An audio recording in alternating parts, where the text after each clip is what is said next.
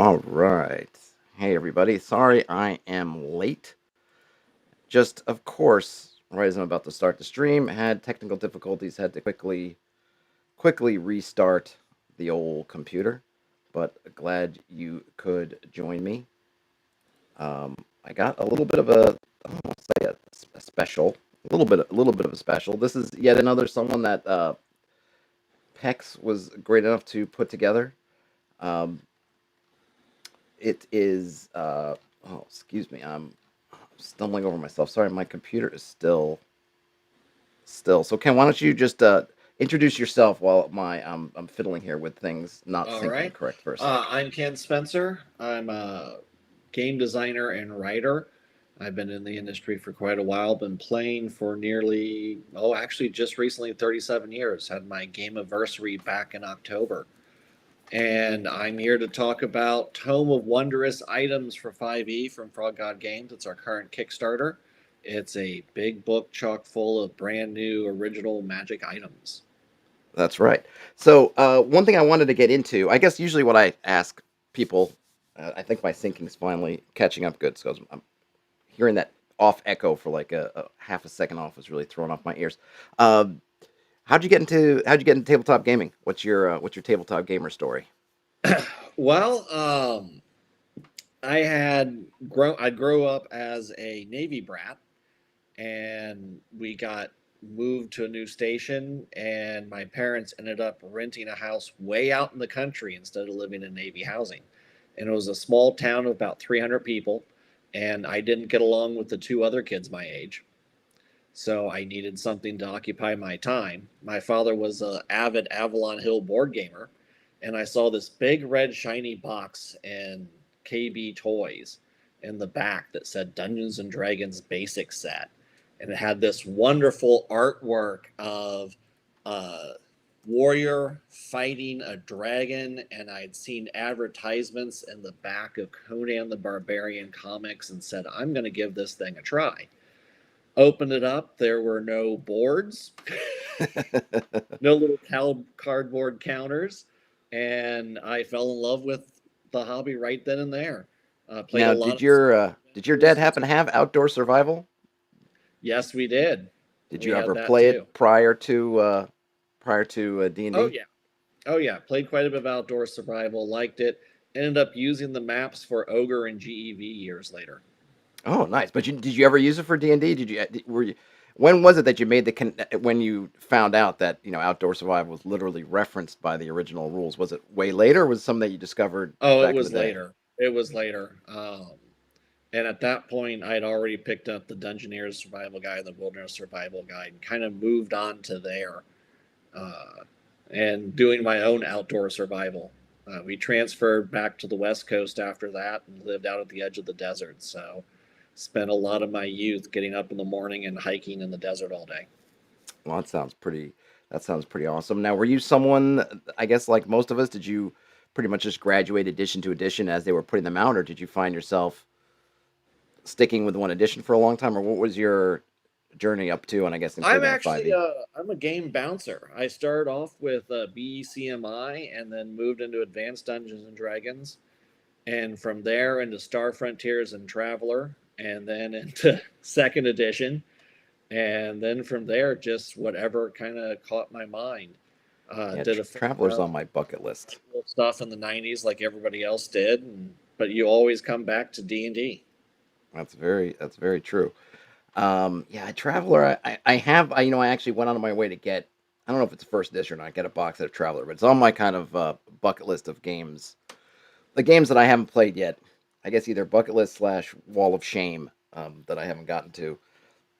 But yeah, it is interesting how as much as I think a lot you hear from a lot of folks who've been around a long time end up bouncing around, but somehow a lot of us end up coming back to D and D. Are you playing any active games? Are you running games? Did you find yourself more of a Yeah, DM?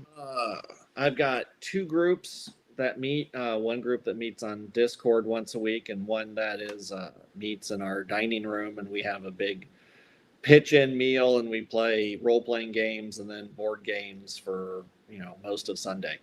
That I'm sounds awesome. running in both groups right now. It's not always the case. The Discord one we're using Savage Worlds, to bring back an old campaign from years ago called Epic Pub Crawl of Destiny. If you're familiar with Valorian, there's the god Caden Kalian, who's the god of heroism and alcohol. So he recruits our heroes to go on the epic pub crawl of destiny. They get magically intoxicated and then sober up where heroes are needed the most. Well, that's pretty awesome. It kind of reminds me a little bit of there was that what was just when you said the kind of pub crawl part, that movie was at the end of the world where they Yeah, had to go and finish up that pub crawl. Why did yeah. you So choose that's Savage Worlds? the entire group likes it, Oh, okay. and we wanted to bring in characters from previous campaigns. So we set it up so that Caden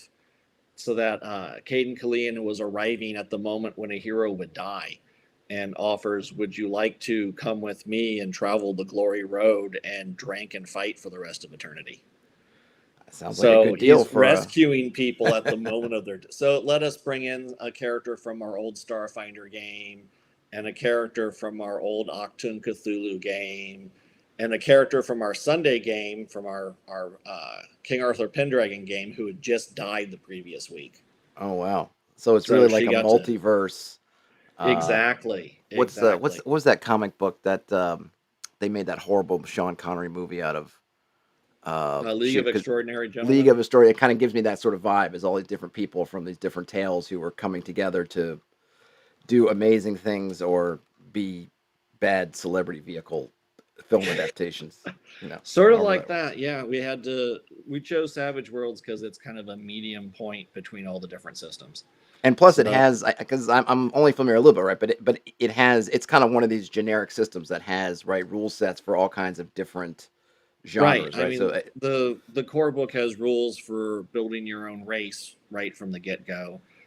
Everything from stone axes to laser guns and missile launchers. So it fit together. I mean, you've got a Soki from Starfinder as one of the characters. You've got a aspiring Knight of the Round Table as one of the characters.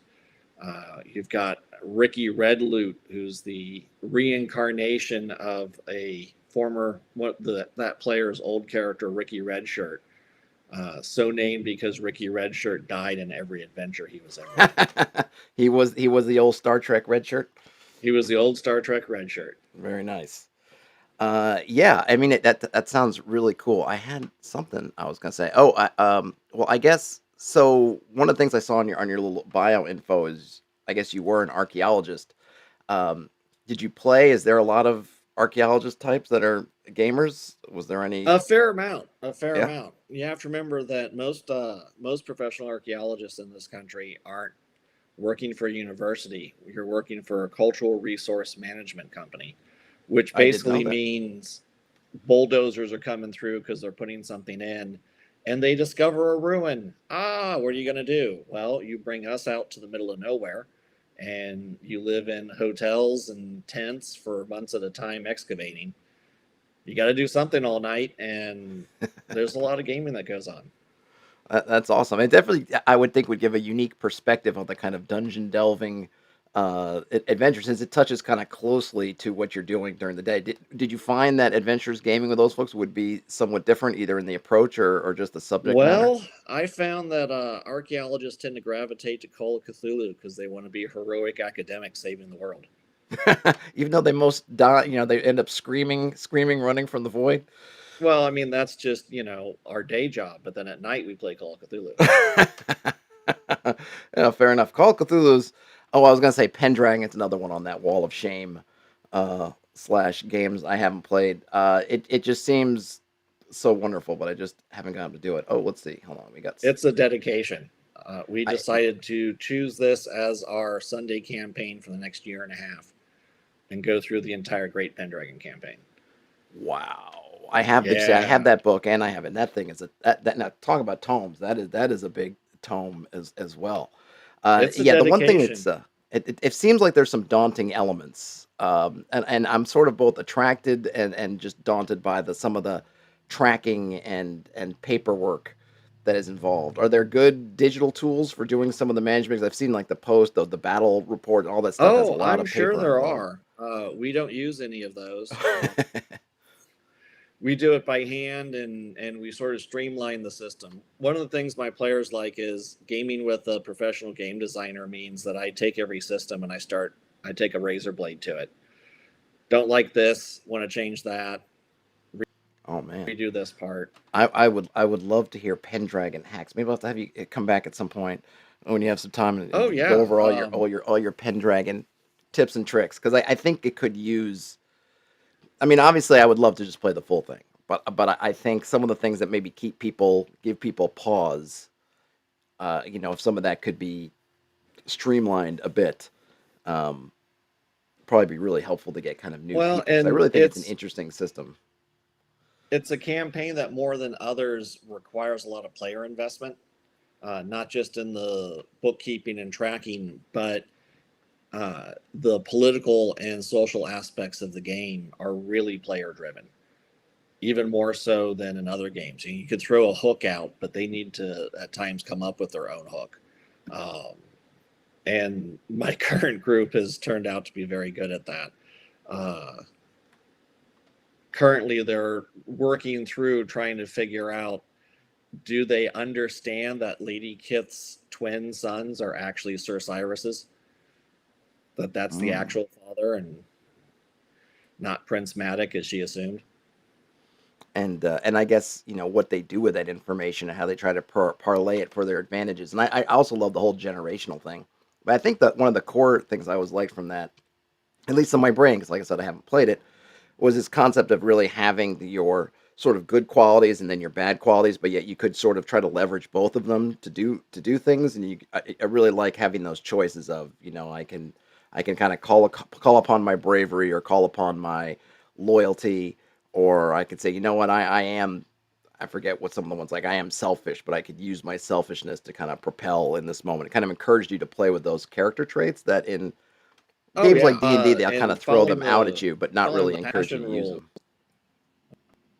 Yeah, yeah. I thought following I the always thought passion that stuff was really rules, and great. you can be impassioned before battle, and you get a mechanical bonus, and that's great. But then there's also times where your hatred of the Saxons is going to impact the diplomatic meeting that you've arranged.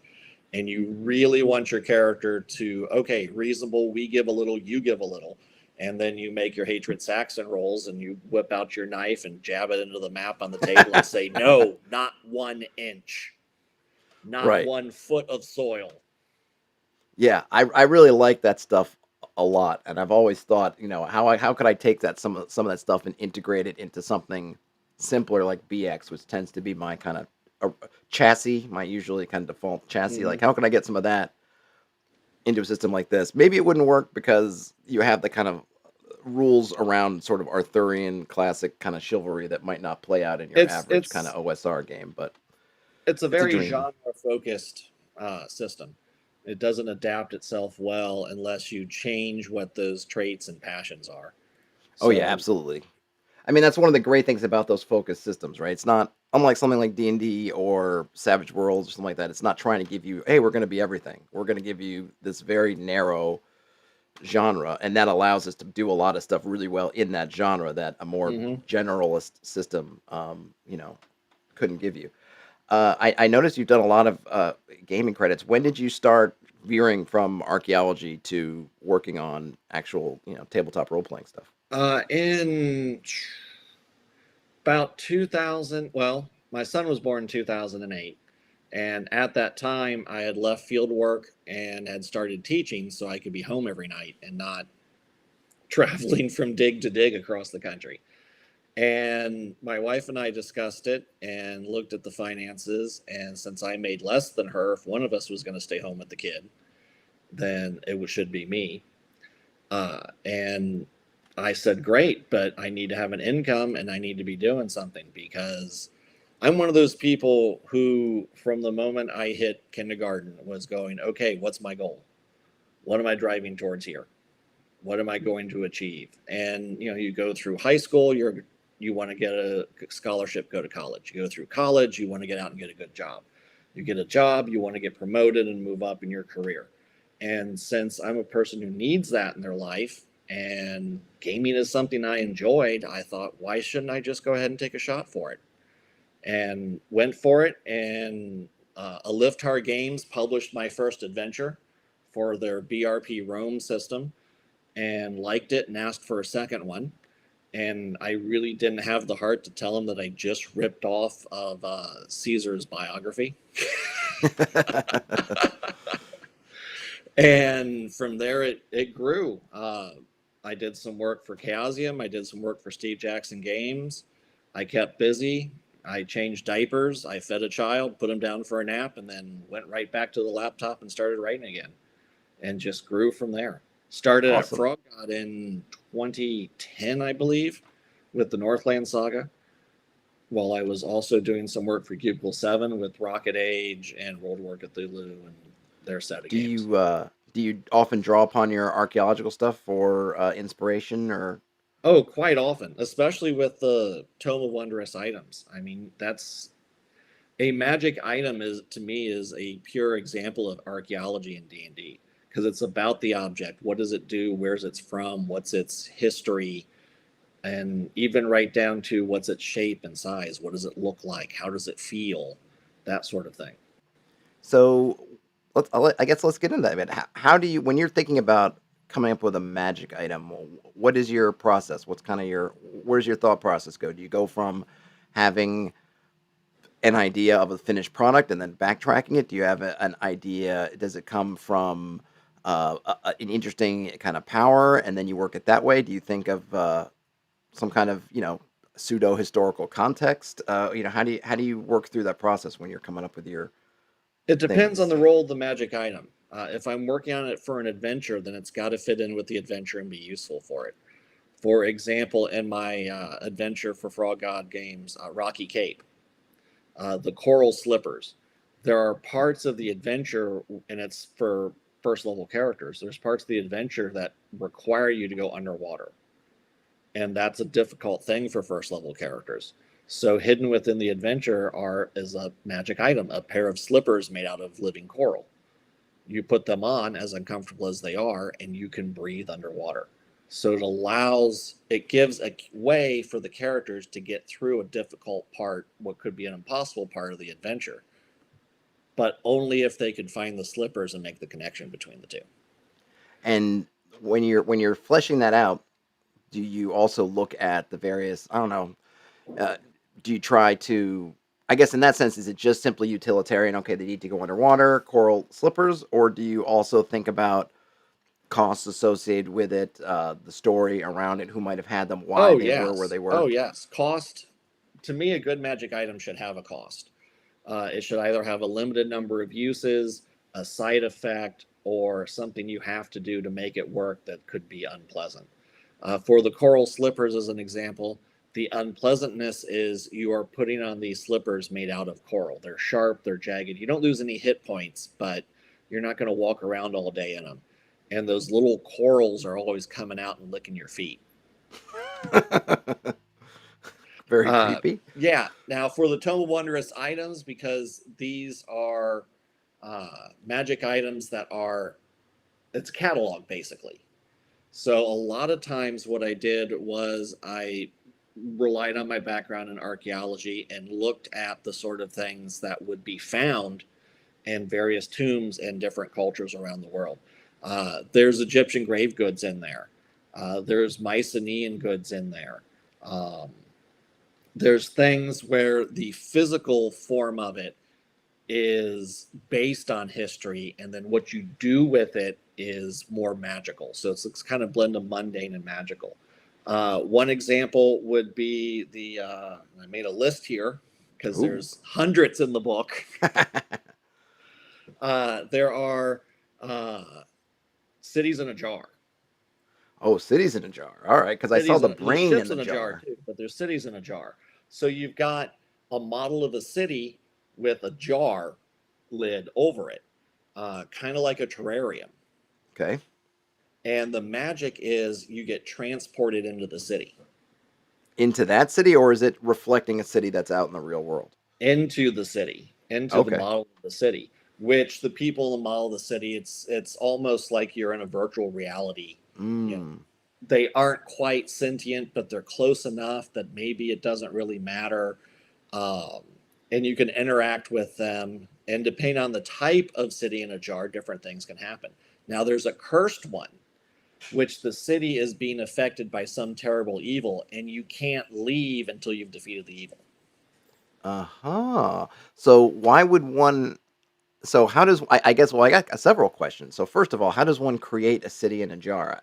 I pray they don't have to go and actually take a real city and do some horrible I ritual and really, shrink it I down. don't know. We didn't go into that in the book. It's a catalog, and we decided not to include magic creation rules because then that would add something to the book that the book isn't about. I got you. If that makes any sense. Oh yeah, no, no, totally. Yeah, it And does. I'm a It does big become something proponent different of once you get magic into it. items should be rare and mystical, and how is this even made? Where did this come from? And not something that you can go, well, if I look at this chart on page 84 and reference the table on page 98 and use this feat and this spell and this character build, I can make one of these. Yeah, I will go on record. I am not a huge fan of the crafting of player characters crafting. I feel like it takes away the focus a bit, and I do feel like it makes things less special. If you just have something that's cranking out whatever items all day long, then you don't really. That takes away one of the big impetuses for getting out in the world and discovering things. It's like, oh, they can just make it. Exactly.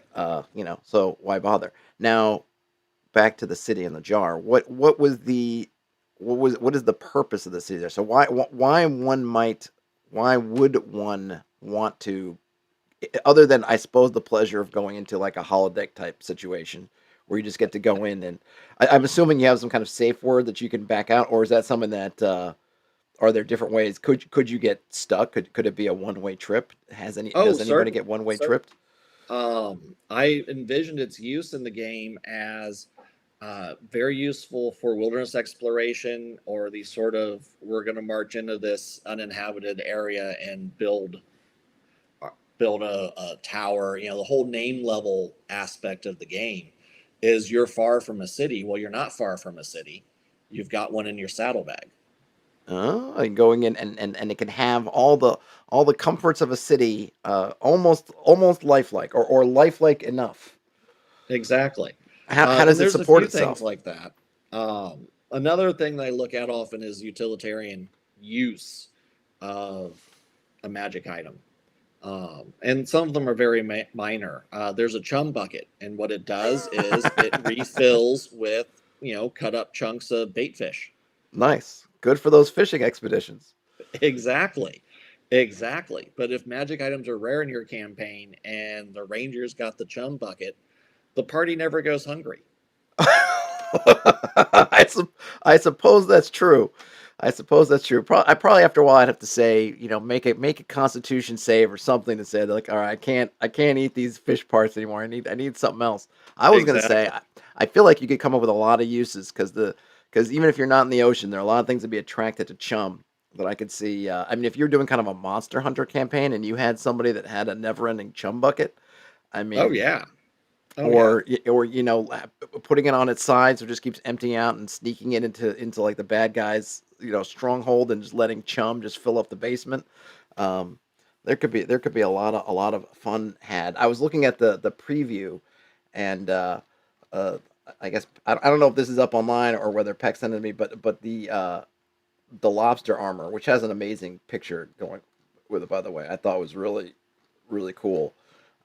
And it And has that some of those actually things that comes you from talked about. history. There was a sort of slang term for a suit of armor during the Enlightenment period, especially during the 17th century, was lobster armor. It was the heavy articulated plate, but only really on the front, that cavalry and often royalty and their lifeguard wore. I didn't know that. That's really cool.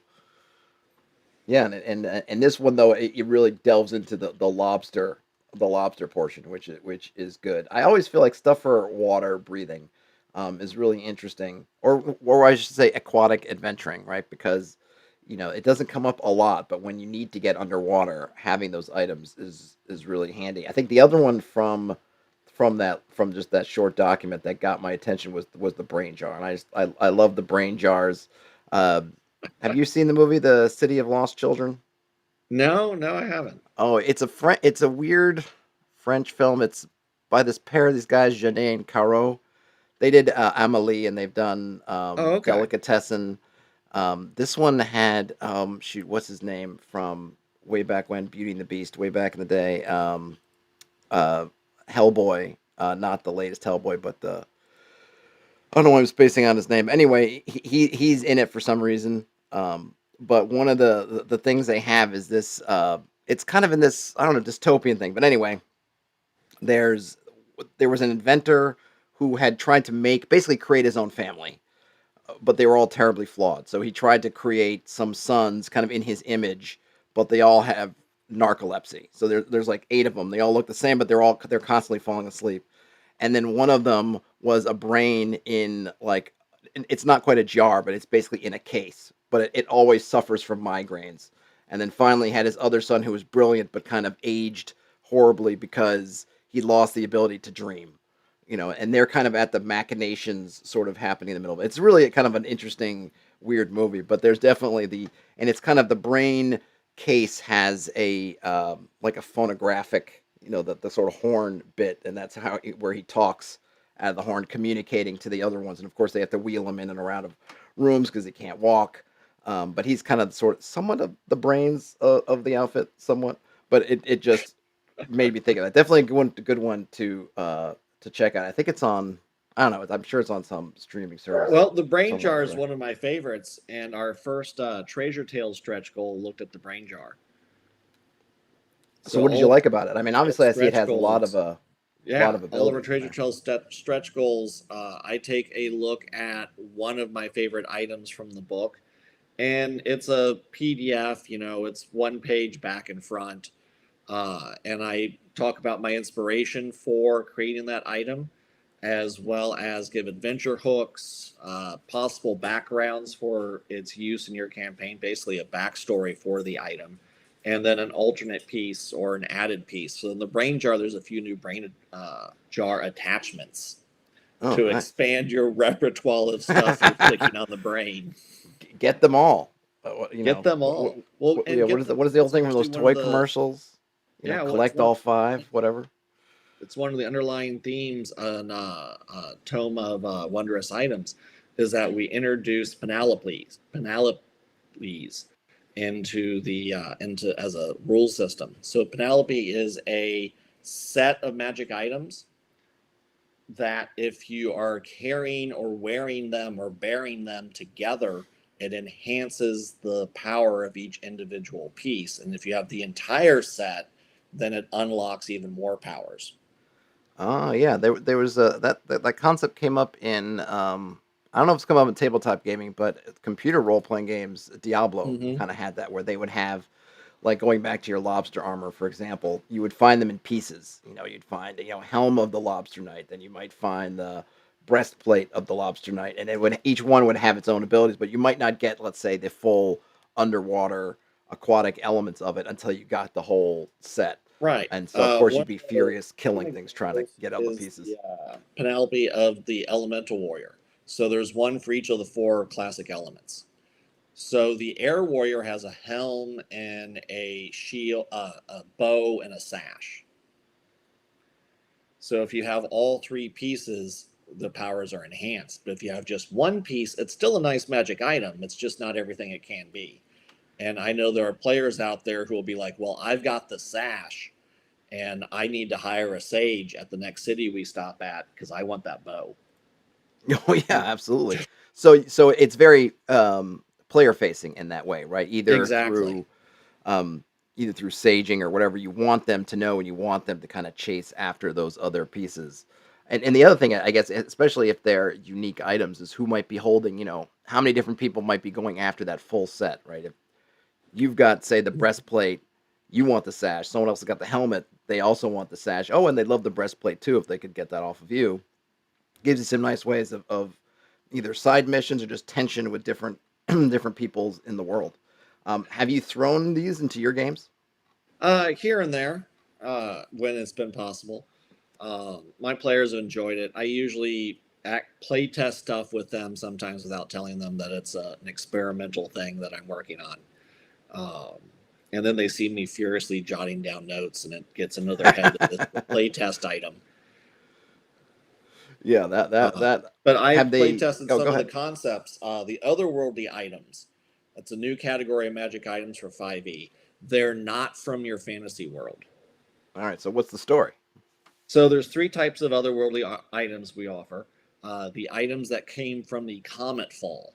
So there's a little bit of a backstory how in centuries ago a comet fell into a mountainside in a distant part far away from the civilized lands. And there's strange creatures that have come out of it. Basically, it's riffing off of the barrier peaks. Okay. So your comet fall items are things that would be more appropriate for a sci-fi game, but they're treated as magic items. And otherworldly items don't have command words and such that you can figure out with an identify spell. They're Oh, not from around here. You so have to how does one? experiment with them to Ah, figure okay. out how they work.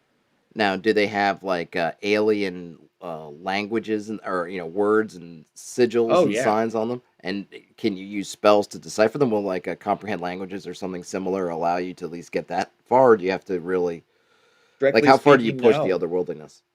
The intention is you're going to have to start pushing buttons and pointing the barrel at things and see what happens.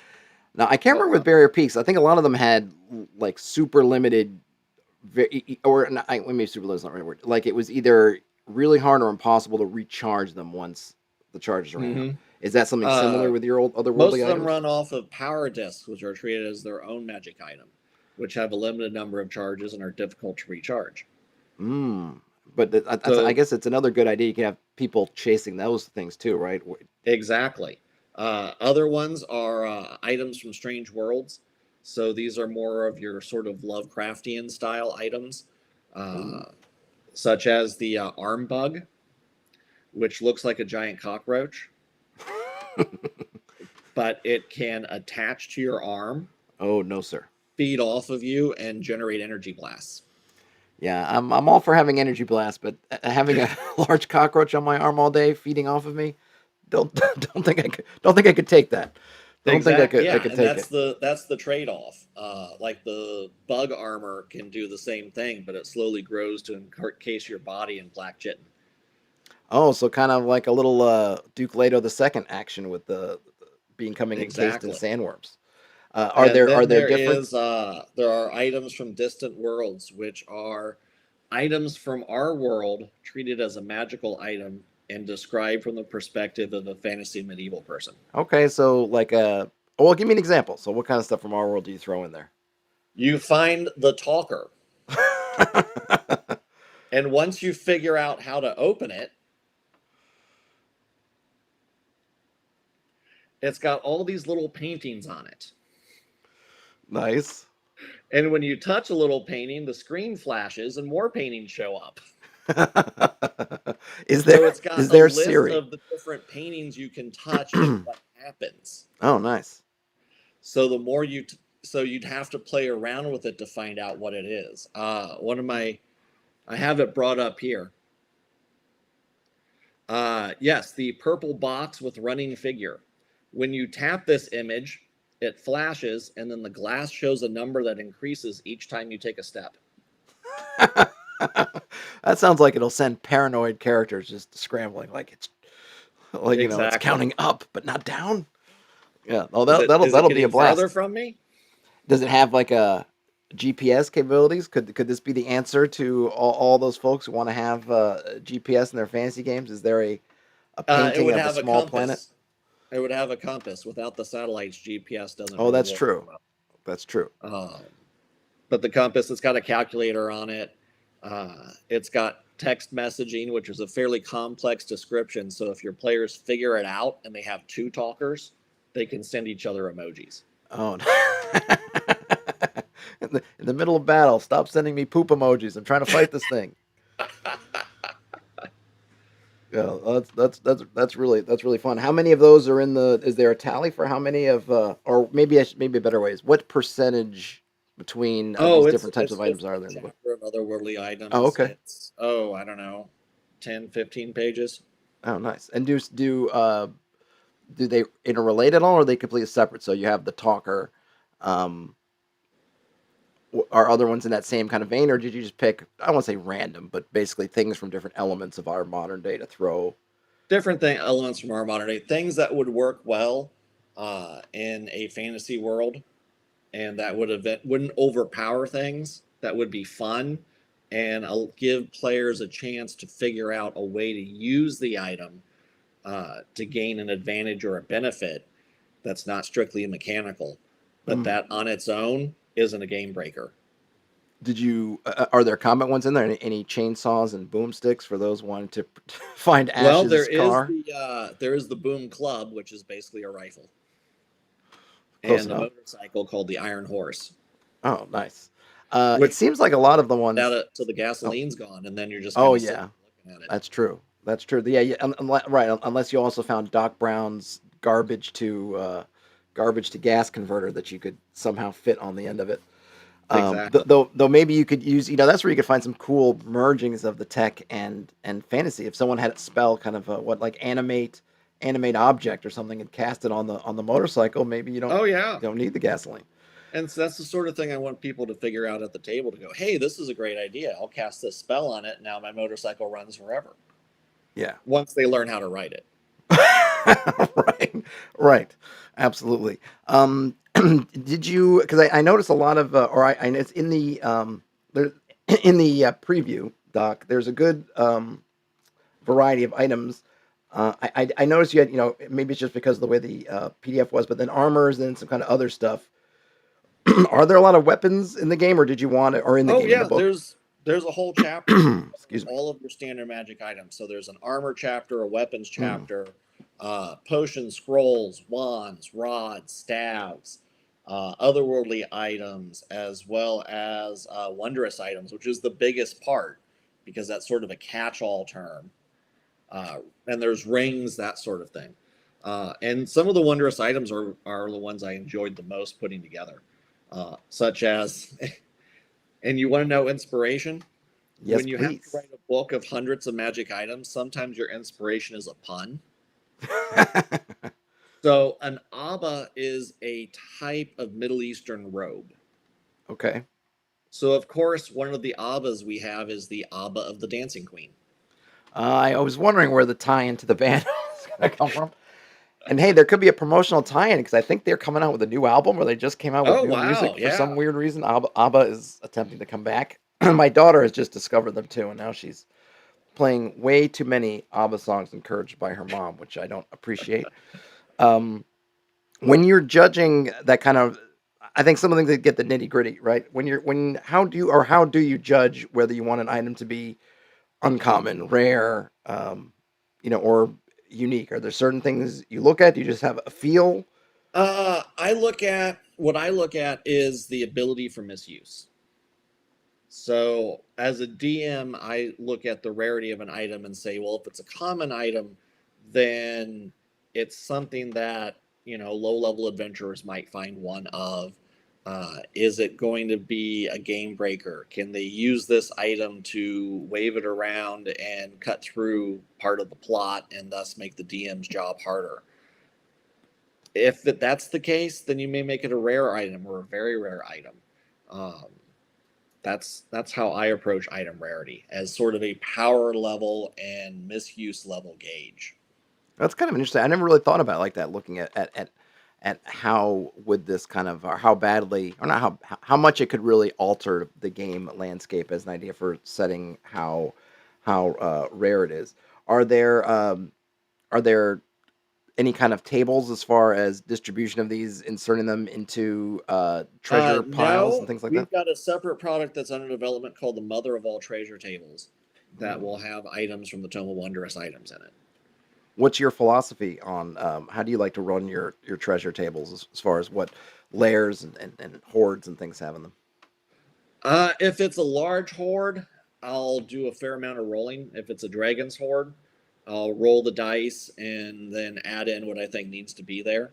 Um, I'm not the right person to ask. I have been told that I am the chintziest GM most people encounter. That Yeah, I I think never I'm give on. out magic items, that I hardly ever give out treasure, and I've been accused in games like Savage Worlds that have a story point economy of, are you going to give out any bennies today? So what's a And I Benny? Is that like usually, inspiration? yeah, basically. And my response is, well, are you going to earn any bennies today? The classic comeback. You know, how many are you gonna So give me? How many are you gonna I've been get? trying to be a more generous game master. Have you found yourself being more generous since you've been working on magic items? Just the ones that I want to see in play. You know, something where I want to see the player's reaction to it. Another one of the pun, there was only about 5 puns within the entire book, which surprised me, was the hand of holding. Oh, nice. What does it do? Well, I wanted to see how creepy it would be because it's basically a severed hand like a purse. Okay. And it's got a slit in the middle, and it holds much less than a bag of holding does, but much more than a hand-sized coin purse should. The squick factor is you can tell it what you want to take out of it, and the fingers bend like boneless tentacles and pull the item out of the palm. Oof. Yeah. So, I guess the necromancers in the party are gonna love it because not only is it useful, but it's also like a fashion piece from their standpoint. Exactly, yeah. Well, I mean, they especially like the panoply of the flayed man. Well, yeah, I would see why they would like that one. It's a skin suit. Nice. And what does one get with the skin suit? Depends on how many pieces you have, and each piece has its own effects: the arms, the legs, the face mask, the hood, that sort Are of they thing. kind of necromancer focused, or is it just about the look? It's Or about is the it look. I okay? mean, it necromancers would enjoy it, but I'm sure, anyone from a world where they put a flayed person on their personal banner for their noble house would probably enjoy it too. This is true. There are probably more people like that out there than there should be. Um, yeah, that. Yeah, I'm just picturing in my head like the guy from what was it, Men in Black, putting on the other guy as Yeah, putting on and the you're not skin going to suit. walk into the tavern wearing it. You know they are. You know Yeah, you know that's going to be day one of having the skin suit. Is the party trying to furiously stop the person wearing the skin suit from walking into the town, into the local tavern in the skin suit? I could picture the guy pointing at the sign that says, "Technically, I'm wearing a shirt." Right, right. Exactly. Yeah, they'll have to Uh, change all those signs to no skin. and You then know. there's a few unique items that I wanted to see played with. Uh, I based one off of the Antithecara mechanism that was found in a shipwreck. Oh, nice. So ours is it is a planar travel device, but it's incredibly complex. So you can use it if you take the time to figure out how to make it work. But even then, there's a good chance you're still going to have to roll on the D100 destination table. Mm. So I Uh, presume in this case it's not yours is all like it is in working order, but it's not figuring out how to dial it in and set all the exactly. little mechanisms. Or you can use your action to spin the wheels, let the gears grind, and hit the button and see where you go. I mean, people do decks of many things, so I imagine that'll, you know, you're frustrated It's with less than where you are. It looks like you're about to die. Spin that wheel, Johnny. Let's see where we're gonna let's see where we're it's gonna less go of a next. campaign killer, but it's not one you want to play around with. Um, and then, so on top of all of your usual, uh, you know, from armor down to weapons list of magic items, plus the otherworldly items, we also have a chapter of magic tattoos. Oh, tell me about magic tattoos. Uh, Magic tattoos generally have a cost to get them because they're a permanent magic item, and they do different things based on and they require attunement also, which is part of the problem because you're limited to the number of things you can attune. Right, And as anyone who has tattoos know, they're permanent. that's true too. Now, is there is there someone you've invented or something who is someone who can go do this, or is it just an item that you touches you that imprints it, or is there literally a You tattoo have artist to out go there? find someone who can have it applied to you. And then be willing to go through the ritual that lasts a week, as well as make some saving throws to allow the magic to be imprinted into your body and to experience the exquisite pain of having magical tattoo forced onto you. Ah, exquisite pain. And what does one get in return for this pain? Any particular favorite tattoo? It depends. Each one of the tattoos has a different effect. They range from like the cloak clasp, which is a tattoo of a cloak pin on your shoulder, and as an action, you can call upon it to clothe you in any outfit you imagine. Oh, that's really nice for the kind of social forward campaign. Exactly. And then you've got the red eyes tattooed on your eyelids that give you dark vision. Do you have to close your eyes to get the dark vision? Close your eyes and you have dark vision, Nice. but you're Might be limited hard to to go to sleep. exactly 60 feet. Ah, okay. Yeah. I mean, excuse me. I was gonna say, are these? Do you have in their rules, or just up to kind of how GM want to do as far as things like dispel magic? Does that not work on tattoos? You have to upcast it, or have you thought out how that interacts, or is it just something that it's just It left would for the interact GM the to way it would determine? with any other permanent magical item. Okay. So it would really be unfortunate to have your magic item dispelled, magic tattoo dispelled. But hey, then you've Waste got of good some ink. skin art. So Yeah. Can you have it be what you want? Could you have? Does it have to have the? Is the? So I guess I'm asking, like, could you have something and the tattoo could be mom, but have a special effect, or it has to be like the for it to work as its thing. Part of that is the I design. put it together so that there's specific items on specific parts of your body. Because I And think you the other thing can't that's have, interesting. yeah, that way you can't have two magic tattoos on the same body part. No, that makes sense too. And I think the other thing is gives you a method for identifying magic tattoos that someone could look at your eyes and see those, and you can kind of see that as opposed to it being you can't get too much into the weeds of um, how camouflage it is. Like the red eyes have to be on your eyelids, and so anyone who sees you blink basically is gonna know that you have that ability, which is kind of cool. It's a better ability, but it also means that you're gonna have to wear sunglasses all the time if you don't want people to know that you have that Or ability. You just know, not blink. right? Yeah. And aspiring PCs could say, well, it says in the book that it's on your eyelids. It didn't say whether it's the surface or the underside of your eyelid. So I guess it depends on how bad you want that tattoo. Yeah, I don't know how that would work. Getting the insides of your eyelids tattooed sounds like a Yeah, it bad doesn't deal, sound like especially a if good it's spot. someone hacking at it with like doing like the whole like old school like needle. And it's Ooh, yeah. no thanks. And then you go through all that and you fail the wisdom save to integrate the magic into your soul. Yeah. No, that's the worst is when someone looks like they've got that tattoo and you're like, oh, you could see in the dark go, and you're like, I can't. It failed. I just Yeah. have red eyes on my eyelids for the rest of time. I Um, just stopped after the left one, so if I close one eye and squint, yeah. I've got Lose dark depth vision, but no perception, depth but gain perception. dark vision. Um, do any of the saves have kind of partial successes, or is it an all or nothing affair? Because I could see some interesting stuff if you had say three wisdom saves and you make two, lose the third. I mean, I don't know how the mechanics work, but then you get some kind of partial kind of effect. Oh, that would be interesting. No, they're all or nothing saves. The idea being that this is a permanent magic item that isn't going to be taken away from the character easily. Yeah, that's the So benefit, right? the sacrifice to get it should be a little bit higher. The most powerful set of magic items in the book are the Stones of Hagaroth, which is a stone hinge, A whole Stonehenge. and each one is part of a panoply.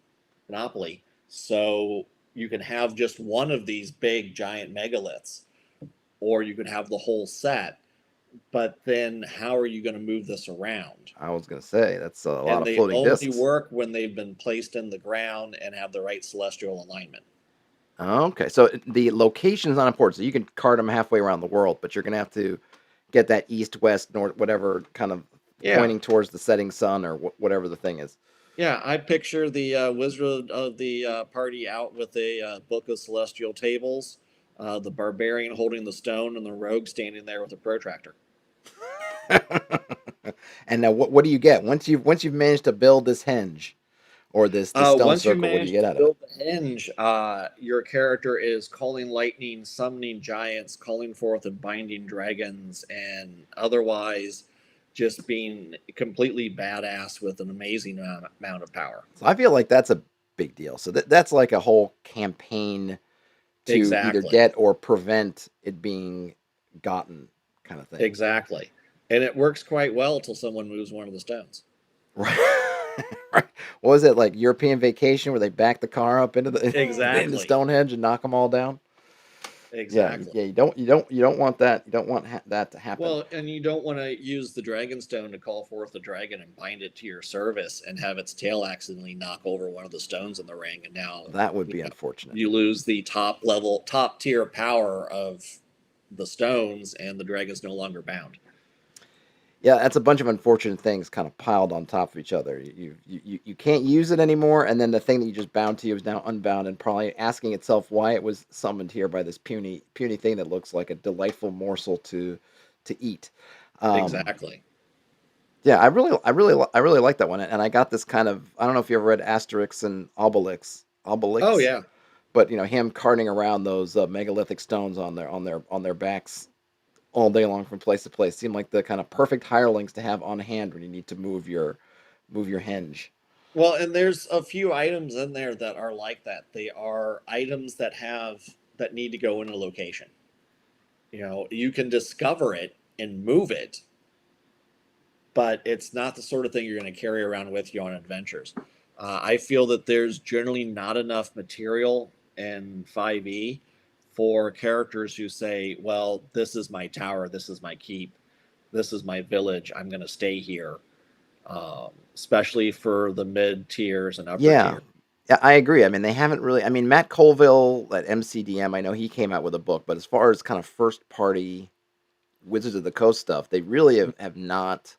I mean, I'm not sure what, other than just becoming a god and doing godly kind of things, they don't really have that kind of, okay, here's your end of career, your retirement plan, so to speak. Exactly. And it's one of the things I love about BECMI, and that's where I started. It was this whole idea. I mean, when I got the basic set, and then when I eventually had a gaming group and we got the expert set and moved on, it was this whole wilderness adventures.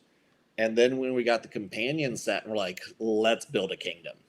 Let's make some armies and grow some crops and invade and conquer. And the idea of moving on to the Immortals set and going, let's become gods. I thought that was a really nice progression of constantly having something to aspire to. Yeah, why do you think that is, that kind of fell? I mean, when did it fall away? Because second edition had Birthright and those things that were kind of specifically geared still Mm-hmm. towards. I mean, maybe at that point, maybe you'd say it started there because it was something that was at least part of the core BX Me kind of line. I don't recall in AD&D. I'm sure there was some stuff, but then I know they had the Castle source book and other things in second edition Mm-hmm. for creating that stuff.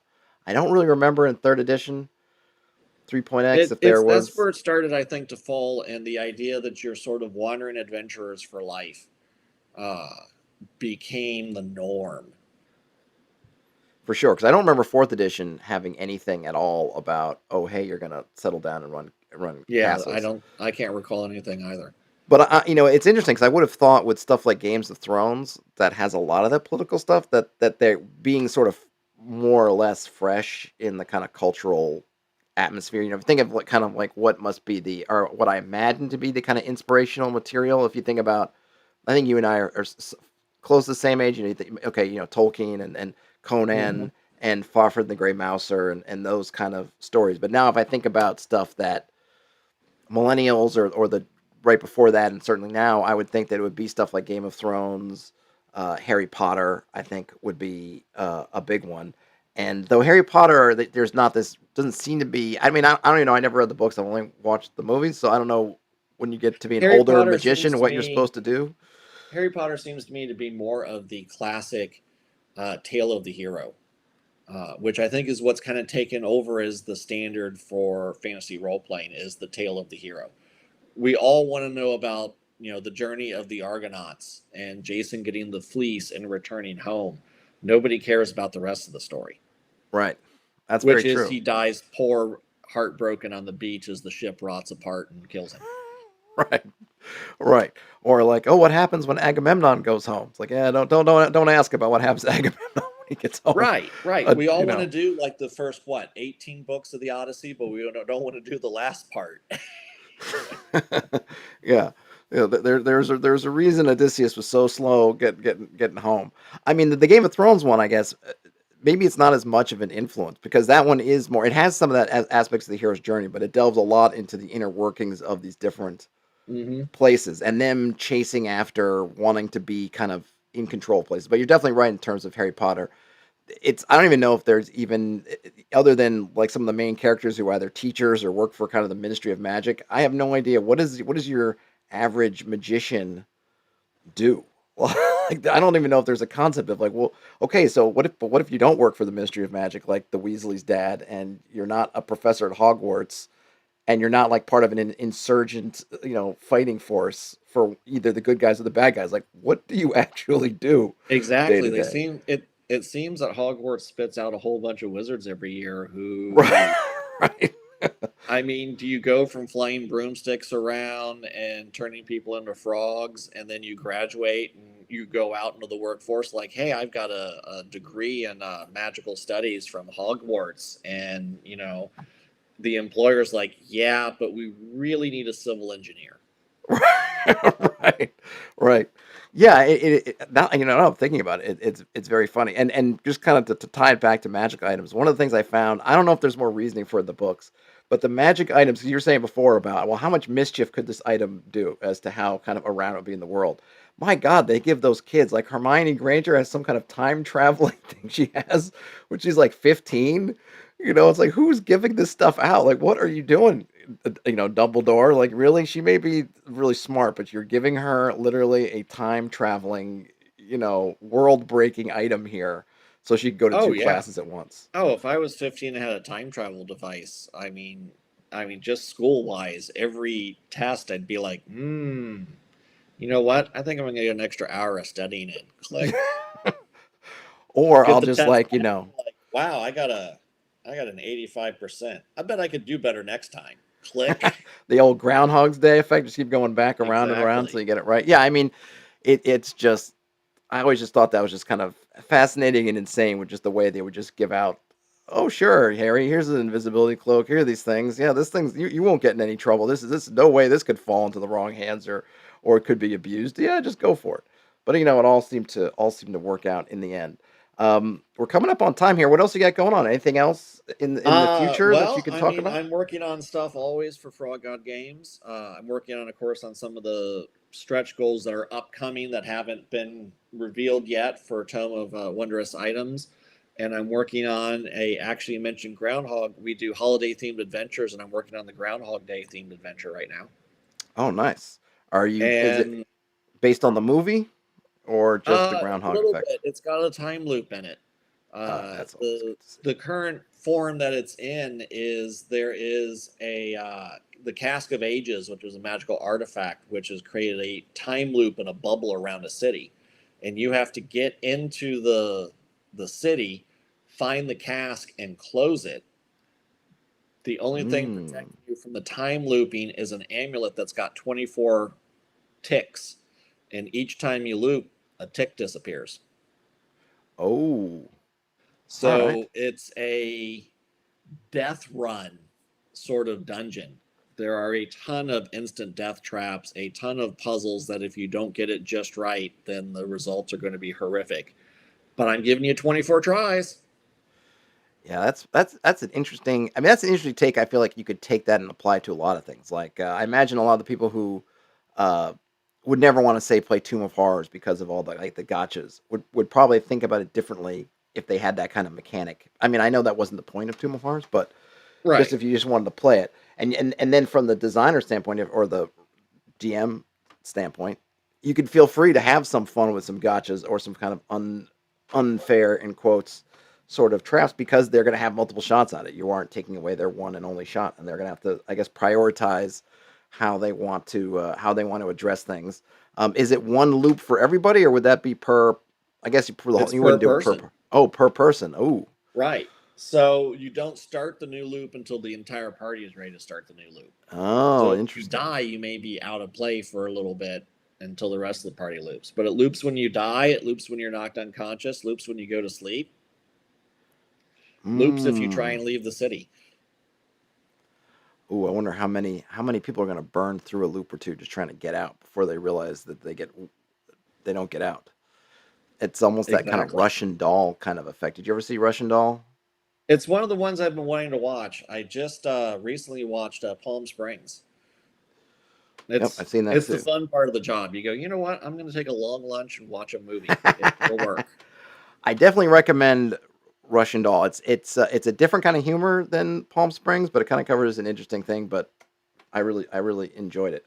Well, listen, it was a great talk. I don't want to hold you for more than the hour. I definitely would love to get a hold of you again to come in and talk about Pendragon streamlining because again, that is maybe number one on my might be number one on my on the bucket list slash wall of shame that I haven't played yet that I want to play. And I meant to do it a couple years ago after Greg Stafford passed. I wanted to kind of do it then, but it didn't work out. I'm Mhm. still waiting. Maybe some streamlining will help me get a It's a, crew together. it's a fun campaign, and committing to something that's going to take you 18 months to get through at the minimum is very freeing, in the Mm. sense that we are slowly decorating our dining room into a medieval Pendragon themed.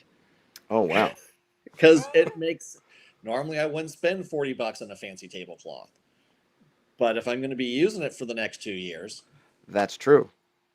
That is absolutely true. And I guess and if you get everybody to commit, it kind of takes that pressure off of, well, how long is my campaign going to last? You kind of know it's going to be 18 months. Just come join the ride. You don't have to worry about, necessarily week to week over how long it's supposed to be. You know how long it's supposed to be. You just got to just, yeah, just it's a commit to it. commitment we've made. They know if we get a TPK, then well, they better either have heirs or their family lines died out, and it's time to start a new one. Yeah, gotta have an heir. I gotta read that up again on the heirs part. I loved all that stuff. I watched some streams of some folks playing Pendragon, and obviously I've read the books a number of times. And that stuff, I just I really want to get into it. I just need to find some folks to do it, and of course I need to find time. But listen, Well, always Ken. the Yeah, that's it. Well, thanks for giving me your time and to come on and and hang out. thanks for having me on. I'm always happy to talk about gaming and the various works and projects we're doing. Awesome. If you get offline and you realize you want to send me out, like if you have a personal website or whatever, just shoot me the links in Discord and I'll add it to all the descriptions for this for people who come back and check this out after we go offline. Thanks everybody for hanging out in the chat. Have a great rest of your day, night, whenever you watch or listen to this. Uh, Game on, and I'll talk to you later.